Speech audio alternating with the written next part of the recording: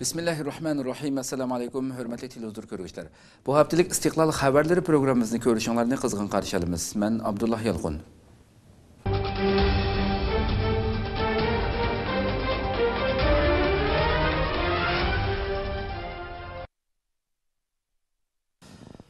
Alcıgan Xitay təcavüzçiləri pəskəşlikdə uçuğa çıxmaqda. Xitay Şərq Türkistanның hər qaysı joylarida, hər qaysı sohalardagi ishchi xizmatchilaridan boshqa bütün musulmon xalqni, hatto masjidda imomlik qiladigan diniy zotlardami umumyuzlik usul o'ynashga majbur qilmoqda. Zalim Xitay doiralari Xitoycha alma usuli degan bir qiliqni Sharq Turkistonning har qaysi joylarida, har qaysi sohalarda ishchi, dehqon, kodir, o'qituvchi, o'quvchi, hatto masjidda imomlik qiladigan diniy zotlardan tortib uyda o'ltiradigan ayollarni umumyuzlik o'ynashga majbur qilmoqda. Atalmış kichik alma usuli Xitoyning Uyg'urlarni ruhiy jihatdan qiynaydigan iskanji usuli ekanligi o'ttirg'a chiqmoqda. Qashqar televiziyasining Xitoycha xabarlaridan oshkorlanishicha, bu kichik alma usuli bir necha oydan buyon maktablarda gimnastika o'rnida o'ynalsa, idora organlarida, hatto yezi kanatlardagi siyosiy o'g'inish fursatlarida maxsus mashq qildirilgan. Egallagan ma'lumotlarga qaraganda, bu xil siyosiy tus olgan kichik alma usuli musobaqalarining Sharq Turkistonning har qaysi joylarida majburiy elib berilganligi ma'lum. Qashqarda bir maktabda bu atalmış kichik alma usulini mashq qilish jarayonida bir yashangan o'qituvchi ayol yiqilib tushib, bel qozini sunib ketib, doktorxonada yetib qolgan. Ishg'olchi Xitoy doiralari Qashqarda Xitoyning Chag'an bayramini kutib olish uchun o'rinlashtirgan cho'ng tipdagi madaniyat faoliyatining biri sifatida Hetka jamoasi oldida maydonga keltirgan tuman ming kishi atalmış kichik alma usulini o'ynashga majburlangan. Maydonda qahrdan so'qoqqa qaramay 10 ming nafar Xitoycha puroqda kiyindirilgan Uyg'ur bolalari, saqalliq imomlar, ayol, qeri yosh, o'smir bolalar hammaning qo'llarida Xitoyning qizil bayroqlarini tutib, o'xshash muzikaga usul o'ynayotgan ko'rinishlari matbuotlarda va ijtimoiy aloqa vositalarida o'xshamagan inkoslarni qo'zg'amoqda. Asli Xitoy ichidan taralgan atalmış kichik alma naqshisi navbatda Sharq Turkistonda bo'lsa, Xitoy doiralari tomonidan atalmış milliy bo'lgunchilikka qarshi, atalmış diniy radikallikqa qarshi vatanparvarlik, millatlar ittifoqligini tashviq qiladigan siyosiy tekstlar kirgizilib o'zgartirilgandan keyin u Sharq Turkistonning har qaysi joylarida har sohalar bo'yicha vazifa qilinib, mashq qildirilayotgan yana bir navbatlik siyosiy harakatga aylangan. Nag'mi navo aysh ishrat bilan islom dini e'tiqodining qarama-qarshi ekanligini tushunib yetgan hiligar Xitoy doiralari Sharq Turkiston musulmonlarini bir tarafdan nag'mi navo bilan mashg'ul qilib, diniy e'tiqodni ustlashtirishni maqsad qilsa, yana bir tarafdan e'tiqodli kishilar bilan diniy e'tiqodi ojiz yoki yo'q deyarli kishilar o'rtasida bo'lgunchilik chiqarib, ichki ziddiyat paydo qilishni va xalqning birligini buzishni maqsad qilmoqda. Xitoylarning imomlarini usul o'ynashga majburlaganligi tanqid qilindi.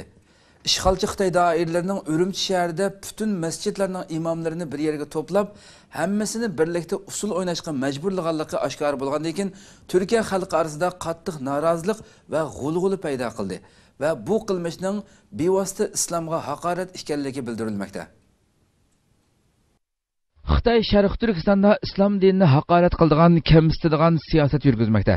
Sharq Turkiston musulmonlar tomonidan hurmatga sazovor diniy olim va imomlarni to'plab usul o'ynashga majburlamoqda. Ishg'olchi Xitoy doiralarining Ürümçi shahrida bütün masjidlarning imomlarini bir yerga to'plab, hammasini birlikda usul o'ynashga majburlaganligi oshkor bo'ldi. Bu uchur Turkiyaning bütün matbuotlarida bosh tema qilib tarqatildi va Turkiya xalqi orasida qattiq norozilik va g'ulg'uli paydo qilyapti. Xitoyning rasmiy zuvoni bo'lgan Xinhua axborotining xabariga qaraganda, maydonga to'plangan imomlar atalmış madaniyat san'at ko'rsatish nomi ostida majburiy holda usul o'ynagan. İmamlar yana bir tarafdan majburiy usul o'ynasa, yana bir tarafdan davlatning tinchligi, ko'ngilning xotirjamligi deganga o'xshash shuarlar to'lagan. Ishg'olchi Xitoy tajovuzchilari Uyg'ur imomlarini universitet o'quvchilarining oldiga chiqarib, qo'llariga Xitoy bayrog'ini tutqizib, majburiy usul o'ynatgan. O'xshash vaqtda universitet o'quvchilarini birlikda usul o'ynashga majburlagan. U yerda qilingan so'zlar yoshlarning masjidlarga bormasligi to'g'risida vaz-nasihat qilingan.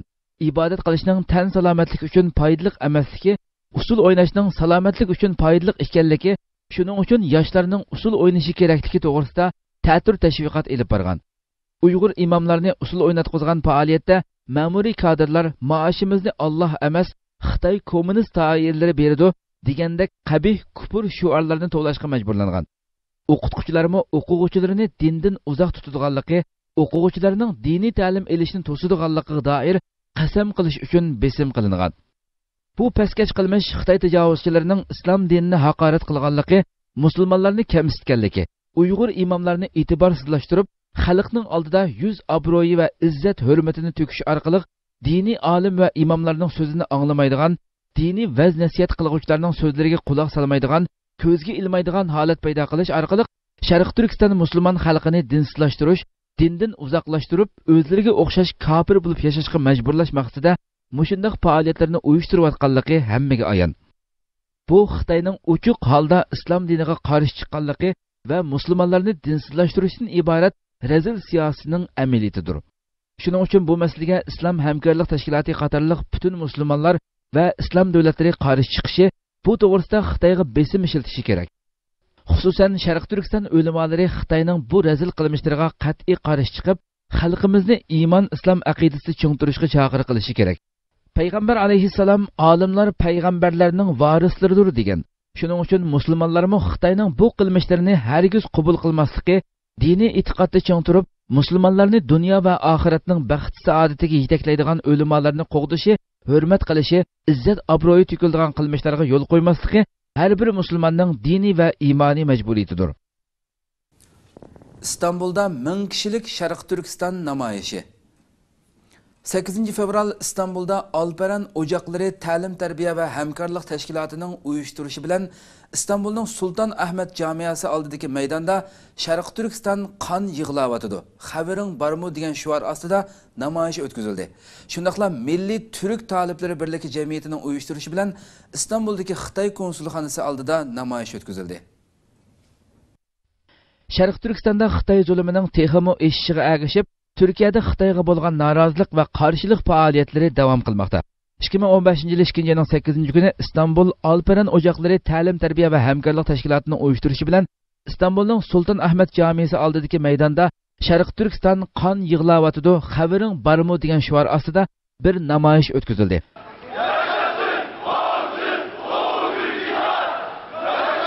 Namoyishga 1000dan ortiq kishi qatnashgan bo'lib, namoyishchilar oldi bilan Bayazit maydoniga to'plashib, u yerdan Sultan Ahmet Camisi oldidagi maydongacha yurish qildi. Cho'ng yo'lda qo'llarida oy yulduzliq ko'k bayroq va turk bayroqlari ko'targan namoyishchilar Uyg'urlarni qo'llab har xil shuarlar to'plab yurish qildi. Bayazit maydoni bilan Sultan Ahmet Camisi atrofi İstanbulning eng avvat markaziy va sayohat rayoni bo'lib, İstanbulga ziyorat kelgan chet ellik sayohatchilar mushu yerlarni ko'plab ziyorat qildi. Shuning uchun bu namoyishning Sultan Ahmet maydonida uyushtirilishi Türkler ve chet elliklarning diqqatini tortishda ahamiyatga ega deb qaraldi. Bu namoyish Xitoy zulmiga qarshi Uyg'urlarni qo'llash uchun uyushtirilgan bo'lib, namoyishga Sharq Turkiston qon yig'layotidi, xabaring bormi degan nom berilgan. Bu namoyishni İstanbulda faoliyat qilayotgan Sharq Turkiston ommaviy tashkilotlari qo'llab-quvvatladi va İstanbulda yashayotgan Uyg'urlarni bu namoyishga qatnashishga safarbar qildi. Namoyishda Buyuk Birlik partiyasining qurg'uvchi rahbarlaridan Muhiddin Achichi apandi başta Sharq Turkiston qatorliq dunyoning to'rt atrofida musulmonlarning zulmga uchrayotganligini bildirdi va Xitoy shuncha besim qilyapsa-mu, o'zlarining mavjudligini qo'g'dab kelayotgan Sharq Turkiston xalqining har zamon yenida bo'lganligini ifodaladi. Muhiddin Achichi apandi yana mundaq dedi: Buyuk Birlik partiyasining sobiq raisi marhum Muhsin Yozichi o'g'lining izidan mangan Alperen Ocaklar tashkiloti bu yerda yaqqan mash'al bilan Xitoy zindonlarida Xitoy iskanjasiga uchirgan musulmonlarning haqliq davosining jon tomiri va hujjati bo'ladi. Muhiddin Achichi apandi so'zi yana 3 qit'ada hukm surgan, qayerga borgan bo'lsa, u yerda madaniyat barpo qilgan bir naslning avlodlari bo'lganligini ifodaladi va Turkiya bilan qon qarindosh bo'lgan Sharq Turkistonning masalalarini har zamon, har yerda kun tartibga keltiradiganligini bildirdi. Namoyishda so'z qilgan Sharq Turkiston ma'rifat va hamkorlik jamiyatining raisi Hidoyatullo O'g'izxon oldi bilan bu yig'inni uyushtirish orqali Sharq Turkiston xalqiga destek bergan Alperen Ocaklar tashkilotiga Sharq Turkiston xalqi nomida tashakkur va minnatdorlik bildirganligini ifodaladi.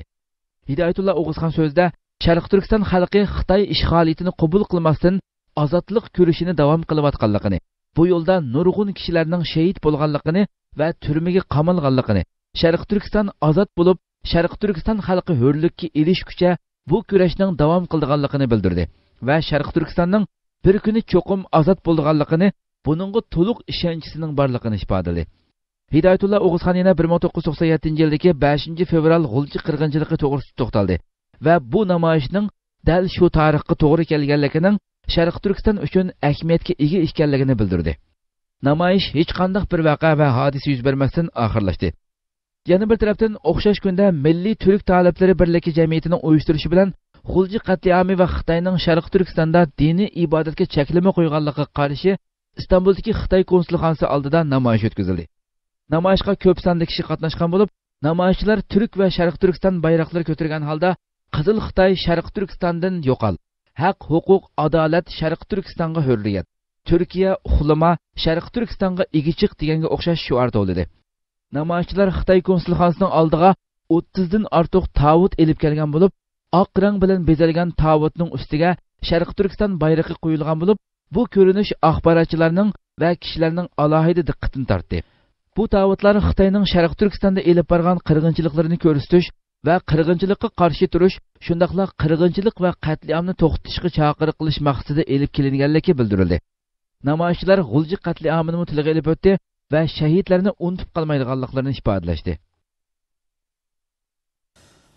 G'ulji qirg'inchiligi munosabati bilan shahidlarni xotirlash murosimi o'tkazildi.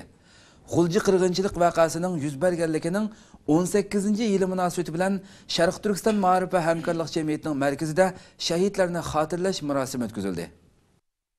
G'ulji qatliami Sharq Turkiston xalqini bir tarafdan cho'nqur qayg'uga solgan va bir tarafdan dushmanga va ishg'oliyatga qarshi g'azab nafratini o'rlatgan, xalqni uyg'otgan bir qonliq qirg'inchilik voqeasidir.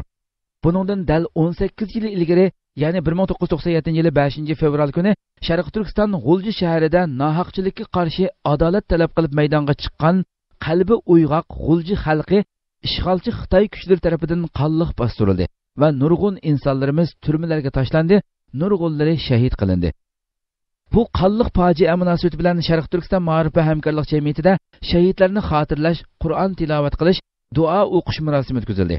2015-yili 2-6 kuni G'ulji qirg'inchilik voqeasining yuz berganligining 18-yili munosabati bilan Sharq Turkiston ma'rif va hamkorlik jamiyatining markazida shahidlarni xotirlash murosimi o'tkazildi. Murosimda oldi bilan Qur'oni Karim tilovat qilindi va shahidlarning ruhiga atab duo o'qildi. Murosimga Istanbulda yashayotgan Uyg'urlardan ko'p sonli kishi qatnashdi. Murosimga Sharq Turkiston ma'rif va hamkorlik jamiyatining bosh kotibi Abdulahad Abdurahmon riyosatchilik qildi. Yig'inda Istiqlol televiziyasi tomonidan G'ulji qatliami to'g'risida ishlangan hujjatli film ko'rsatildi. Keyin Sharq Turkiston ma'rif va hamkorlik jamiyatining bosh taftishi diniy olim Abdul Hakimxon Maqsumajim so'z qilib, G'ulji qatliami to'g'risida to'xtaldi. Eng avval fikrdan boshlanadi u. Biz xalqimizda eng avval dushman qaysi, do'st qaysi, dushmanga qarata qanday muomala qilishimiz lozim. Biz nima kunda ko'ryapmiz? Bizga mush kunda ko'rsatayotgan kim? Eng avval bu haqda izlanish, buni bilish, atrofga bildirish bu birinchi qadam. İkinci qadamdan namoyish olsun, boshqa faoliyat olsun, oldiki gaplashish olsun. Sen nima uchun zulm qilasiz bizga? Deb menda gaplashish bu bosgan ikkinchi qadam. Mush orqali kuch shakllangandan keyin uningga qarshi rasmiy harakat ko'tarish eng oxiri hal qilgan shari bu. Xizmat bu tartib bilishni tutgan narsa. Yig'in yana vatanparvar Uyg'ur peshqadamlardan Abdul Qodir Yapchan apandi so'z qilib, G'ulji qatliami to'g'risida fikr bayon qildi.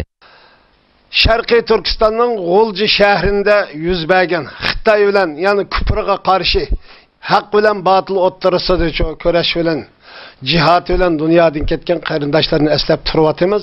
U yana G'ulji qatliamining Sharq Turkiston xalqiga ko'rsatgan ta'sir to'g'risida to'xtaldi. Bugun xalqimiz bugun nimaga muhtoj? Mening buniga har bir oilaga, har bir mujohid qarindishimga bir tonnadan oltin olib bersam ozlik keladi. Maddi jihatda elib aytgan chog'imizda. Ammo bu narsa yo'q. Payg'ambarlar va haqqoniyatchilar o ummatiga, xalqiga, musulmonlarga bir narsa qo'yib ketgani yo'q. Altın, kumush, dunyo, dollar qo'yib ketgani yo'q. Ularga sog'lom iddia, sog'lom fikr, sog'lom ruhni qo'yib ketdi. 2 soat davom qilgan bu marosim oxirida shahidlarning ruhiga, shahid oilalarining xotirjamligi, turmada yetayotgan qahramon kurashchilarga salomatlik, sabrchanlik va ozodligi uchun duo qilindi. Oxirida tamoq ziyofatidan keyin marosim qizg'in kayfiyat ichida oxirlashdi. Bu vaqtdagi programmamizning tafsilotini Istiqlol televiziyamizdan ko'rib olasiz. وآخر دعوانا أن الحمد لله رب العالمين ربنا تقبل منا إنك أنت السميع العليم وتب علينا يا مولانا إنك أنت التواب الرحيم فإنك على كل شيء قدير. Uyghur muhacirlar Türkiye televiziyasida Xitoy zulmini anglatdi. Türkiye'nin Kanal A televiziyasi Ko'zdan saqit bo'lganlar nomli programmasida Malaysiya va Tayland qatorliq davlatlar orqali Türkiye'ga qechib kelgan bir qism Uyg'urlar Xitoy tajovuzchilarining abdi basharasini Türk xalqiga echib tashildi. Sharq Turkistonni ishg'ol qilib olgan diktator Xitoy kommunist doiralarining Uyg'urlar ustidan yurgizayotgan besim va assimilyatsiya siyosati barg'ansiri chekidan eshib bo'lib, Sharq Turkiston xalqi chidog'isiz zulm va besimlarga uchramoqda. Diniy e'tiqod, milliy madaniyat, televiziya va ma'rif sohalarida erkinliklarga cheklama qo'yilgan Uyg'urlar g'azab nafratlarini ichiga yutib chiqish yo'li izlamoqda. Begunoh insonlarni xohlagancha tutqun qilish, turmaga qamash, o'ltirishdan iborat jinoiy qilmishlar chekidan eshib bo'lg'achqa, insonlarda hech qanday jon va mol bexatarliklar kafolatga ega bo'lmagan bir vaziyat shakllangan bo'lib, ijtimoiy muqimlikni qo'g'dashni joriy qilib shuar to'layotgan zolim diktator Xitoy doiralari Sharq Turkistonda ijtimoiy muqimlikni, tinchlikni, bexatarlikni o'zlari buzib tashlab, insonlarning xotirjam yashashiga yo'l qo'ymayotdi.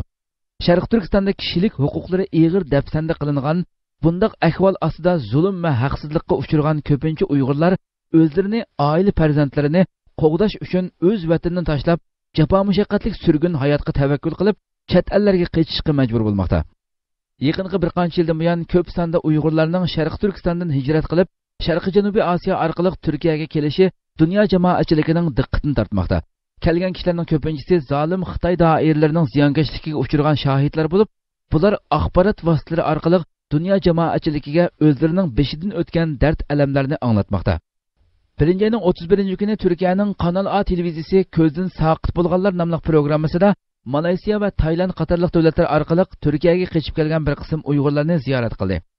Fahrettin Damga apandi riyosatchilik qilgan programmaga chidog'isiz Xitoy zulmini beshidan o'tkazgan Adil Abdulg'afur apandi, Yusuf Ismoil apandi, Qurbonjon va Ali Bakri apandilar ishtirok qildi.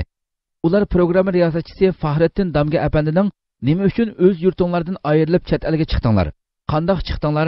Sharq Turkistonda nima jinoyat bilan ayblanib turmaga tashlandinglar? Turmada qandoq qiyin qiziqlarga uchradinglar? Xitoy chegarasidan qandoq qochdinglar? Malaysiya va Taylandda nima jafolarni tortdinglar? Turkiyaga qandoq keldinglar?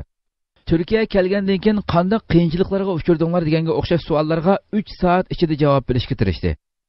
Bularning ichida eng uzun muddat turmada yotgan kishilardan biri Adil Abdulg'afur apandi bo'lib, u musulmonlarni diniga da'vat qilding deb ayblanib 17 yil turmada yotganligini, bu 17 yil jarayonida nurg'un qitim tan jazosiga uchraganligini, turmada xorlanganligini, och qolganligini, turmadan chiqqandan keyin Xitoy JX xodimlari tomonidan davomli holda ta'qibga uchraganligini, o'z yurtida yashash imkoni qolmag'achqa qonunsiz yo'llar bilan chet elga qochishga majbur bo'lganligini aytdi. Adil Abdulg'afur apandi televiziya programmasida o'zining Xitoy odam atkazchilariga pul berib 8 bolasini elib 10 jon Vyetnam orqali Taylandga kelganligini, Taylandda qumushliqlarda och, suvsiz yetib, ayolining qumushliqda yangiganligini, yangi tug'ilgan farzandining qumushliq ichida davolatish imkoniyati bo'lmag'achqa tugab ketganligini bayon qilib o'tdi. Bakli ichinishlik bo'lgani Xitoy zulmidan qutuldim deb Malaysiyaga kelib, Malayziyada 4 oy turmada yotganligini, turmadan chiqqandan keyin yana odam atkazchilariga pul berib Turkiyaga kelganligini bayon qilib o'tdi. Arqadan Xitoy zindonlarida 6 yil yotgan Yusuf Ismoil apandi, 4 yil yotgan Qurbonjon va Ali Bakri apandilar o'z vatanini tashlab chet elga qochish sabablari Turkiyaga kelguncha Vyetnam, Burma, Tayland va Malayziyada tortgan jafolari va Turkiyada duchor bo'layotgan qiyinchiliklar to'g'risida tafsiliy ma'lumot berdi. Bu 4 kishining hammasi qonunsiz diniy faoliyat elib bording deb turmaga tashlangan bo'lib, turmada ishorat bilan namoz o'qiding deb ko'p qatim tan jazosiga uchragan. Bu Turkiyada tunji qatim Xitoy zulmini tan jazosini tortgan shohidlarning sarguzashtlarini anglatishi bo'lib, televiziya ko'ruvchilarining qattiq diqqat e'tiborini qo'zg'adi. Shvetsiyada G'ulji qirg'inchiligining 18-yilligini xotirlash namoyishi o'tkazildi. Shvetsiyada faoliyat qilayotgan Uyg'ur ma'rif uyushmasi G'ulji qatliamining 18-yili munosabati bilan 7 fevral tushdan keyin namoyish o'tkazdi. 5 fevral G'ulji qirg'inchiligining 18 yilligi munosabati bilan zolim tajovuzchi Xitoy doiralarining Stokgolmda turishliq elchixonasi oldida zolimga qarshi norozilik namoyishi o'tkazildi. Bu namoyishni Shvetsiyada faoliyat qilayotgan Uyg'ur ma'rif uyushmasi o'rlashtirgan bo'lib, namoyish Shvetsiya vaqti 2015 yil 7 fevral kuni tushdan keyin soat 14 da boshlanib, 15 da oxirlashdi. Namoyishga Shvetsiyaning har qaysi shaharlarida yashayotgan Sharq Turkistonlik qarindoshlarimizdan ko'p sonda kishilar qatnashdi. Namoyishga Uyg'ur ma'rif uyushmasining bosh kotibi Abdulla Ahad riyosatchilik qilgan bo'lib, boshlanish so'zda 5 fevral G'ulji qirg'inchiligini eslatib o'tdi. Arqadan so'zga chiqqan Uyg'ur ma'rif uyushmasining muavin raisi Nijat Turg'un 18 yilning oldidagi G'ulji shahrida Xitoy tajovuzchilarining qirg'inchiligida shahid bo'lgan shahidlarimizning sunmas, qo'rqmas ruhini eslatish bilan tajovuzchi Xitoy kommunist doiralarining Sharq Turkistonda elib borgan zo'ravonliklarni ayblab yozgan shvedcha bayonotini o'qib o'tdi. Tajovuzchi Xitoy elchixonasi tomonidan namoyishchilarni rasmga tortish uchun maxsus bir Xitoyni chiqargan bo'lib, u Xitoy elchixonasining temining orqasida va daraxt tuvilarida turib, namoyish tugaganga qadar namoyishchilarni yushurun rasmga tortdi. Namoyishchilar ishg'olchi, zolim, qonxo'r, tajovuzchi, qotil kommunist Xitoy doiralariga qarshi qo'llariga Sharq Turkistonning ay yulduzli ko'k bayrog'ini va lozunga va taxtaylarni ko'tarib, tajovuzchi Xitoylar, qotil Xitoylar, Sharq Turkistondan chiqib ket. Sharq Turkiston bizning degandek shuarlarni to'lash orqali Xitoyga bo'lgan g'azab nafratini ifodaladi. Bu kunda Shvetsiya tuproqlarini qoplagan qalin qor va shivirg'an sovuq klimatidami tajovuzchiga qarshi g'azab nafratini bildirib, Xitoy tajovuzchilarini sarosimaga selib, ishxonasida xotirjam o'ltirg'izmadi. Hakan Fidan vazifasidan istifa berdi. Türkiye Milli İstihbarat Teşkilatı'nın başlığı Hakan Fidan aldığımızdaki saylamga qatnashish uchun hozirgi Milli İstihbarat Teşkilatı'nın başlıqlıq vazifasidan istifa berdi. Onun o'rniga Milli İstihbarat Teşkilatı'nın muavin başlığı İsmail Haqqi Musa'nın tayinlanganligi bildirildi. Türkiye Milli İstihbarat Teşkilatı'nın başlığı Hakan Fidan kelar qitimliq hukumat saylamida parlament a'zoligiga nomzod bo'lib saylamga qatnashish uchun hozir Milli İstihbarat Teşkilatı'nın başlıqlıq vazifasidan istifa berdi. Xabarlarda bildirilishicha, Hakan Fidan istifa bergan iltimosini bosh ministerga sungan bo'lib, bosh minister Ahmet Davutoğlu uning istifosini qabul qilgan. Türkiye'nin parlament a'zolari har 4 yilda bir qatim yangidan saylanadigan bo'lib, Türkiye Oliy darajalik saylam komiteti idorasining e'lon qilishicha, bu qatimki parlament a'zolarini saylaydigan umumyuzlik saylam 2015 yili 6 oyning 7 kuni elib berildi. Hakan Fidan 2010 yildan buyon Türkiye Milli İstihbarat Teşkilatı'nın baş maslahatchisi, ya'ni boshlig'i bo'lib vazifa o'tab kelgan bo'lib, uning Suriya, Iroq, Liviya, Tunis qatorliq davlatlarda asirga tushib qolgan turklarni qutuldirishdagi muvaffaqiyatlari dunyodagi cho'ng kuchlarning istihbarat tashkilotlarini hayron qoldirgan edi. Uning Turkiyaning tashqi tarafdan keladigan bexatarlikni qo'g'dashda muvaffaqiyat qozongan qobiliyatli rahbar ekanligi ilgari surilmoqda. Hakan Fidanning yana Turkiyaning ichki vaziyatida Kurd qurolli kuchlar tomonidan ichki qalaymaqonchilik chiqarish, portlatish harakatlarini jimoqtirishda muvaffaqiyat qozonganligi tilga olinmoqda. Türkiye Saylam Komitetining belgilamasi bo'yicha hukumat saylamida parlament a'zosi bo'lishni xohlagan davlat kadrlari va ma'murlarning 2-oyning 10-kundan burun kadrlik vazifasidan istifa berishi kerak bo'lib, Hakan Fidanning shu belgilam bo'yicha istifa berganligi ilgari surildi. Türkiye Cumhuriyeti Reisi Erdoğan o'tgan yili Cumhur Reisi bo'lib saylangandan keyin hukumatning bir qism ministrlarining vazifalari almashgan edi. U jarayonda Hakan Fidanning tashqi ishlar ministri bo'lganligi to'g'risida uchurlar tarqalgan bo'lsa-mu, amalga oshmagan edi. Türkiye'de bu yıl 6 ayning 7 kuni hukumat saylami elib berildi. Bu qatimki saylamga Türkiye'ning 32 partiya hukumat beshiga o'tish uchun saylamga qatnashdi. Hozir hukumatni boshqarib kelayotgan Adalet ve Taraqqiyot partiyasi 2002 yildan buyon 3 qatim qayta saylanib hukumatni boshqarib kelmoqda. Hakan Fidanning hozirgi Adalet ve Taraqqiyot partiyasining parlament nomzodi bo'lib saylamga qatnashadiganligi, Adalet ve Taraqqiyot partiyasi hukumat boshqarishga saylangan taqdirda tashqi ishlar ministri va yoki bosh ministri bo'lish ehtimoli borligi ilgari surilmoqda. Yana bir tarafdan Türkiye Milli İstihbarat Teşkilatı'nın başlığı Hakan Fidanning vazifasidan istifa berganligi rasmiy e'lon qilingandan keyin uning o'rniga Milli İstihbarat Teşkilatı'nın muavin boshlig'i İsmail Haqqi Musa'ning boshliq bo'lib tayinlanganligi bildirildi. Yangi Shafaq gazetining bugungi xabarida Türkiye bosh ministerligidan naql qilib bildirishicha, bosh minister Ahmet Davutoğlu Hakan Fidanning o'rniga uning yordamchisi İsmail Haqqi Musa'ni boshliq qilib tayinlagan hujjatga imzo qo'ygan. Egallanishicha, bosh minister Ahmet Davutoğlu tarafidan yangidan tayinlangan kishining ismi Cumhur raisi Erdoğan'a sunuldu ekan. Bu to'g'rida Milliy bexatarlik komitetida muzokara qilingandan keyin ikki tarafning qaror ilishi bilan imzo qilingandan keyin tasdiqlangan bo'ldi ekan. Türkiye Cumhur raisi Erdoğan muxbirlarning savoliga javob berib, Hakan Fidanning vazifasini istifa berganligiga ijobiy qaramaydiganligini ifodalagan va Hakan Fidanga o'xshash ishonchli bir kishining milliy istixborotga o'xshash muhim tashkilotning beshit turishi parlament a'zosi bo'lib xizmat qilishdan texmi muhim ekanligini bildirgan bo'lsa-mu, Hakan Fidanning istifa berishi uning haqqi ekanligini ifodalagan. Xitoy matbuot erkinligida kaynidan sanaganda 5. Chegirsiz muxbirlar tashkiloti 180 davlat va rayonning matbuot erkinligi haqida dokument e'lon qilib, Xitoyning 176-qatordan o'rin olib, kaynidan sanaganda 5 bo'lganligini e'lon qildi. Amerika ovozida e'lon qilingan bir xabarda ko'rsatilishicha, xalqaro muxbirlar tashkiloti Xitoyda qamoqda yetayotgan muxbirlarning sonining dunyo bo'yicha eng ko'p ekanligini uqtirgan. Tashkilot 180 davlat va rayonning matbuot erkinligi haqida dokument e'lon qilib, Xitoyning 176-qatordan o'rin olib, keyindan sanaganda 5 bo'lganligini bildirdi. Chegirsiz muxbirlar tashkiloti payshanba kuni matbuot erkinligi haqida e'lon qilgan dokumentida Xitoyning orqadan sanaganda 5 bo'lib, bulturga qaraganda texmi keyniga ketganligini uqtirdi. Chegirsiz muxbirlar tashkilotining Amerika ishxonasi mudiri Delfin Halgan Xitoyda qamoqda yetayotgan muxbirlarning sonining dunyo bo'yicha eng ko'p ekanligini, shundaqla uchur aloqa ishlarini har xil vositalar bilan cheklab kelganligi tufayli matbuot erkinligi sohasi bo'yicha keyinda ekanligini qayd qildi. Chegirsiz muxbirlar tashkiloti matbuot erkinligi tashkilotlari ichida dunyo bo'yicha eng chong tashkilot bo'lib, 2002 yildan buyon dunyodagi 180 davlat va rayonning uchur aloqa va matbuot erkinligi ustida dokument tayyorlab kelmoqda. Pakistanning Gavadir shahri bilan Qashqar tutashtirilmoqchi. Xitoy Tashqi ishlar ministri Wang Yi Pakistan ziyoratida xavfsizlik sohasidagi hamkorlikni kuchaytirish va o'rtaq bexatarlikni kapolat ostiga olish uchun atalmish terrorlikka qarshi turishda o'zaro hamkorlikni kuchaytirishni o'ttirib qo'ydi.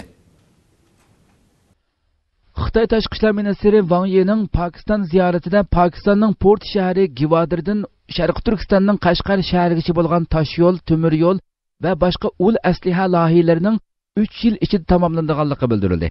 Xitoy Tashqi ishlar ministri Wang Yi Afg'onistonda Talibanlarni o'z ichiga olgan barliq guruhlarning murassallashini qo'llaymiz dedi. U 2 kunlik ziyorat uchun yetib kelgan Pokistonda Pokiston bosh ministrining milliy xavfsizlik va tashqi ishlar maslahatchisi Sartaj Aziz bilan birlikda o'tkazilgan muxbirlarni kutib olish yig'inida Pokiston bilan Xitoy orasidagi munosabatlarning keyingi kunlarda texmi taraqqiy qilganligini aytdi. U yana ikki davlatning iqtisodiy va xavfsizlik sohasidagi hamkorlikni kuchaytirish va o'rtaq bexatarlikni kapolat ostiga olish uchun atalmish terrorlikka qarshi turishda o'zaro hamkorlikni kuchaytirishni nishon qilish orzusini o'ttirib qo'ygan.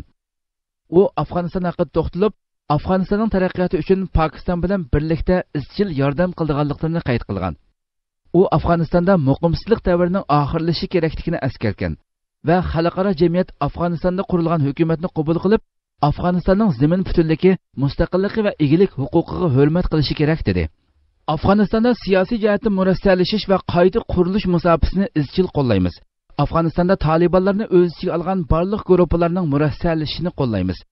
Afg'onistonning qaytadan qurilishi va siyosiy jihatdan murassallashish intayin muhim. Xitoy murassallashish musobaqasiga davomli osonlik yaratib beradi deyish orqali Afg'oniston hukumati bilan Taliban o'ttirisida murassallashishda rol o'ynaydigan maqsadini o'ttirib qo'ygan. Demak, Xitoy Taliban bilan bu to'g'rida allaburun til biriktirib bo'lganligi oshkor bo'lmoqda. Sharq Turkiston Islom partiyasini va bir qism Uyg'urlarni Taliban va Al-Qoida bilan aloqasi bor deb Uyg'urlarni terrorchi qilib ko'rsatishga urinib kelayotgan ishg'olchi Xitoy doiralarining Taliban bilan ko'rishganligi o'tgan oy matbuotlarda keng tarqalgan edi. Xitoy tajovuzchilari Afg'oniston Talibanlaridan bir hay'atni o'z davlatida kutib olganligini va ular bilan ba'zi mazmunlarda ko'rishganligini bildirgan edi. Taliban tarafmo Xitoy bilan uchrashganligini e'tirof qilgan. Afg'onistondagi Taliban harakatining Qatardagi siyosiy bo'limining mas'uli Qariddin Muhammad rahbarligidagi bir hay'atning 2014-yilning noyabr oylarining oxirida Xitoy bilan uchrashganligi bildirilgan edi. Talibanning deyishicha, mazkur hay'at Xitoy doiralariga Afg'oniston Islom amirligining mavqesini va ahamiyatini tushuntirib o'tgan. Biroq ikki tarafning Beijingda nima mazmunlarda ko'rishganligi haqidagi tafsilot bo'lsa tashviqot vositalarida oshkorlanmagan edi. Xitoy, Pokiston va Afg'oniston Kabulda tunji qatimliq 3 taraf strategik suhbat o'tkazdi. Dushanba kuni Kabulda tunji qatimliq 3 taraf strategik suhbat o'tkazilgan bo'lib, 3 tarafning amaliy hamkorlik to'g'risida muzokara elib borganligi va o'rtaq tunish hosil qilganligi ilgari surildi. Xitoy, Pokiston va Afg'oniston dushanba kuni Kabulda tunji qatimliq 3 taraf strategik suhbat o'tkazdi. Amerika armiyasining Afg'onistondan chekinib chiqishiga ergashib, Xitoy urush patqiga betib qolgan bu davlatdagi ta'sir doirasini texmo kengaytirish g'arazida bir suv elektr stansiyasi to'smasi yasash, Pokiston va Afg'oniston orasidagi temir yo'l, yuqori sur'atli tosh yo'lni yaxshilash qurilishiga yordam bermoqda. Xitoy Tashqi ishlar ministrligining bayonotchisi Hua Chunyingning seshanba kuni axborot vositalariga aytishicha, Xitoy Pokiston va Afg'oniston orasidagi qatnashni ravonlashtirish va ikki davlat iqtisodining bir gavdalashishini ilgari surish uchun bir yuqori quvvatli suv elektr stansiyasi to'smasi yasash va ikki davlat orasidagi temir yo'l, tosh yo'l qurilishini yaxshilash qurilishiga aktiv yordam beradiganligini bildirgan. Hua Chunyingning bildirishicha, bu qo'llash plani dushanba kuni Kabulda o'tkazilgan Xitoy, Afg'oniston va Pokiston orasidagi tunji qatimliq 3 taraf strategik suhbat jarayonida o'tirib qo'yilgan. Yig'inda muzokara qilingan yana bir muhim tema Pokiston va Afg'oniston orasidagi tinchlik va muqimlikni qo'g'dash bo'lib, Xitoy va Pokiston Afg'onistonning tinchlik musofasini qo'llaydiganligini qayta bildirishgan.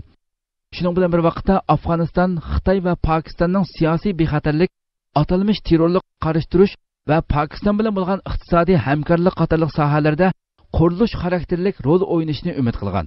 Xitoy, Amerika va NATO armiyalari chekinib chiqib ketgandan keyingi Al-Qoida va Talibanning qaytadan bosh ko'tarish ehtimolligi andish qilinayotgan Afg'onistonda aktiv rol o'ynash xarizda bo'lmoqda. Xitoy bundan burun Afg'oniston masalasi, Afg'onistonning yangi prezidenti Ashraf G'anining saylanishi va Istanbulda Afg'oniston masalasi yig'ini echish qatorliq masalalarda Hindiston va Rossiya bilan suhbat elib borgan bo'lib, Pokiston bularga qatnashmagan edi. Amerika Xitoyni qonunsiz iqtisodiy yordam qilmishlari tufayli aybladi. Amerika tashqi savdo vakili Foloman Xitoyda o'tgan 3 yilda qonunsiz iqtisodiy yordam qilmishlarining 10 milliard dollarga yetganligini bildirib, Xitoyning Dunyo savdo tashkilotining qoidalariga xiloflik qilganligini ta'kidladi. Amerika ovozida e'lon qilingan bir xabarda ko'rsatilishicha, Amerika tashqi savdo vakili Foloman Xitoyda o'tgan 3 yilda qonunsiz iqtisodiy yordam qilmishlarining 10 milliard dollarga yetganligini bildirib, Xitoyning bu moliya siyosatining Dunyo savdo tashkilotining qoidalariga xiloflik qilish bo'lganligini aytgan.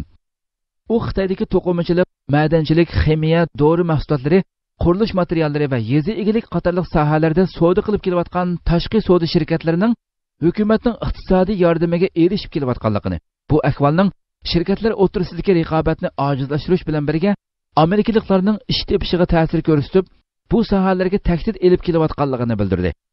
U yana Dunyo savdo tashkiloti bilan Xitoyning bu masalani hal qilish uchun muzokara o'tkazib kelayotganligini, navoda masala hal bo'lmay qolsa, Dunyo savdo tashkilotining bu haqda eng oxirgi qarorini bildiradiganligini aytdi.